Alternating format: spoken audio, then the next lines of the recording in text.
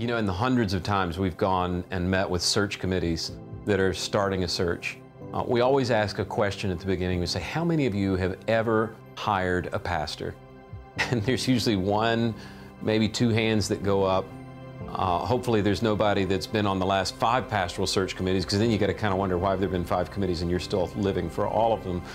But it's just a room full of people at the end of the day who love their church, who love Jesus, and the church trusts with a major decision.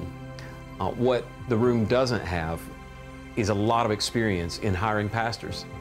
And hiring pastors is unlike anything else that there is. We work with churches that are in these major corporate bedroom communities, and corporate CEOs and COOs and super high-powered business people will tell us how to do best hiring practices, and a lot of them are right, but then a lot of times they're just not right, because pastors are quirky. I'm one of them. I'm a recovering pastor, and I can tell you we function a little bit differently.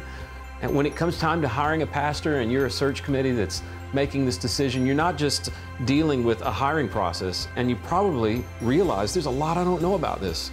You probably also realize that no matter whether you're having a congregational vote or a vote by your board, at the end of the day, you're probably going to present one candidate, and at the end of the day, you're probably responsible for naming the next pastor or pastoral staff member of your church. Hopefully that's something that only happens every 10, 15, 20 years. So it's a big decision. If you're feeling anxious, you're not alone.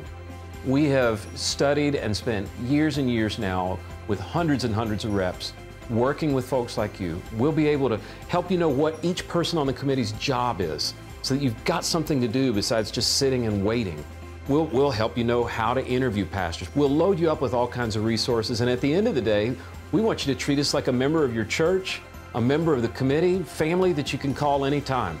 We know it's an anxious time, but we also know that God's got you in that seat for a reason, and that the person He's raising up to be your next member of your church staff is already starting to feel stirring in your heart.